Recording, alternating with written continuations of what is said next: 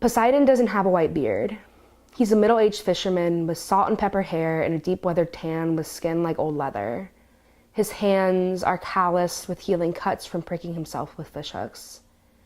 He tells me that life is like sailing. If you overcorrect the rudder when you steer, you'll just capsize. Smooth seas don't make a good sailor, but letting your body move with the water does. So this is a poem I wrote recently about my dad. He's one of my favorite people in my life, and he's done so much for me. He tells me the ocean is in my blood, and it makes me ferocious.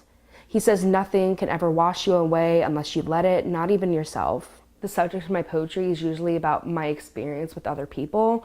Recently, I've written about my dad. I've written about my best friend, and then I actually wrote a piece recently about this really nice service worker who works here on campus, and told me that I have a unique accent, and that made me reflect on where I was from, because I'm from the South. And so I focused on that conversation, that specific event, and the things that person made me feel when I was reflecting on that experience. When I am more fire than water, he says that if the ocean can calm itself after a storm, with time, so can you. He tells me to stay curious, to dive deep into the sea of my mind and let it wander like a diver in the Gulf of Mexico until I find new wonders. For me, the difference between writing and poetry is the personability of it. I always knew that I wanted to go into some field of writing just because it was something that I recognized I was pretty good at.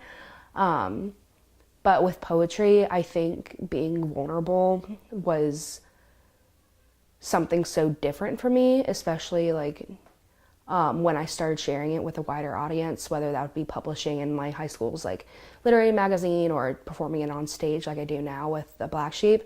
But for me, the biggest difference is definitely learning how to be vulnerable with people who I may or may not know. And it's definitely helped me get in tune with more of my emotions and what I feel and what I think, which is something really unique. And I'm glad I've been able to really develop my writing and at the same time do some personal reflection through that.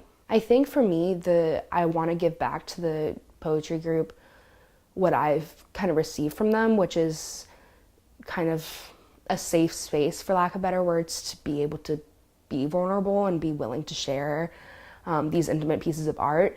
And I want to be able to help these other writers grow the way that they've helped me grow in my writing style and also as a person, because I think that's one of the most unique experiences about being in the Black Sheep group, is how we've been able to help each other grow as writers and as people. So I'm hoping that my presence in the group will help them do that as much for them as they've done that for me.